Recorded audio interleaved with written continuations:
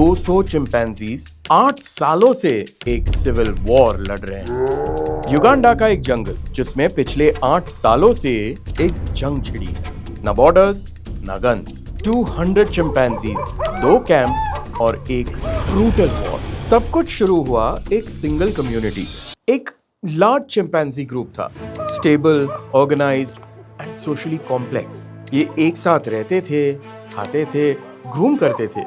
और chimpanzee groups की एक हायरार्की होती है, अल्फा मेल्स होते हैं, अलायंसेस होती है और सबसे इंपॉर्टेंट पावर स्ट्रगल होता है।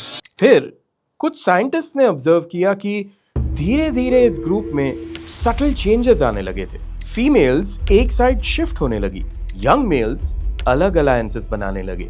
रिसर्च के अनुसार चिंप सोसाइटीज में फीमेल मूवमेंट और mating dynamics directly power balance को अफेक्ट करते हैं और इस ग्रुप के साथ भी यही होने लगा। ये इम्बैलेंस ग्रुप के अंदर फ्रैक्चर क्रिएट करने लगा और इवेंचुअली ये ग्रुप 2 हिस्सों में बट गया।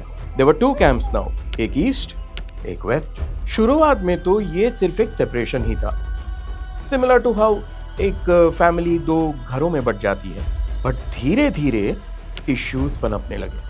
And why was that? क्योंकि females is equal to reproduction power and males is equal to territorial control. जिस साइड फीमेल ज्यादा थी वो साइड बायोलॉजिकली स्ट्रॉन्गर बन गई, उनके नंबर्स बढ़ने लग गए।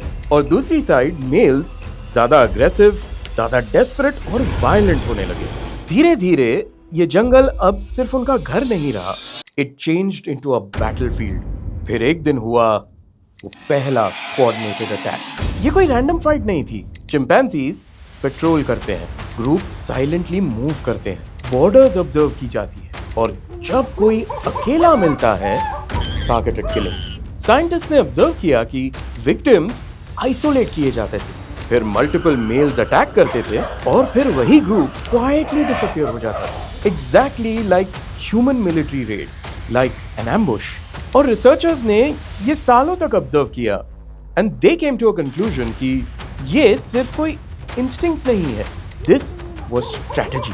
और ये अटैक्स इंपल्सिव नहीं थे, कोऑर्डिनेटेड स्ट्राइक्स थी, a real civil war.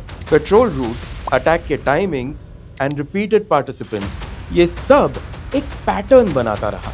Her group के अंदर कुछ की इंडिविजुअल्स थे, अल्फा मेल्स जो डिसीजंस लेते थे, अग्रेसिव मेल्स जो अटैक्स लीड करते थे और यंग चिम्प्स जो ऐसे वायलेंस में ग्रो हो रहे थे। साइंटिस्ट ऑब्जर्व कि the same individuals bar bar attack में इन्वॉल्व हो रहे थे, मतलब ये एक लर्न्ड वॉरफेयर बन रहा था और ये इवेंचुअली बन गया अ साइकिल ऑफ रिवेंज। एक चिम्प मरा, अगला अटैक और ज्यादा ब्रूटल, ग्रुप्स रिटेलिएट करते थे, फियर स्प्रेड होता गया और ट्रस्ट खत्म होता गया। इसमें लॉयल्टी भी थी, बिट्रेयल भी था और डोमिनेंस का हंगर भी। कुछ यंग चिम्प्स ने तो अपनी जिंदगी की शुरुआत ही इस वॉर के बीच में की। दे सैडली नेवर सॉ पीस और तकरीबन 8 सालों बाद एक ग्रुप क्लियरली डोमिनेंट हो गया और दूसरा ग्रुप श्रिंक होने लगा। उसने अपनी टेरिटरी लूज कर दी और ऑलमोस्ट वैनिश होने लगे। ये विक्ट्री नहीं थी, ये एलिमिनेशन था। इस वॉर में ये कहना मुश्किल है कि कितने चिम्प्स इंजर हुए, कितने मर गए, because the scientist couldn't keep track of every attack. पर इस वॉर से ये पता चलता है कि ह्यूमंस हो या चिंपैंजीज, कोई अपना कंट्रोल इजीली नहीं छोड़ता। अगर आपने प्लैनेट ऑफ द एप्स वाली फ्रेंचाइज ना देखी हो तो जरूर देखिएगा, हम में और उनमें ज्यादा फर्क नहीं है। After all we are all apes. तो अगर आपके भी पास ऐसी कोई अनोखी कहानियां हो एनिमल्स को लेके, वाइल्ड लाइफ को लेके, तो हमारे कमेंट्स में हमें जरूर बताइएगा। And to keep up with all these lovely interesting facts, हमारे पेज को लाइक, शेयर, सब्सक्राइब और फॉलो जरूर कीजिए। यह है जीरो लाइज फुल फैक्ट्स, ये है फूफा।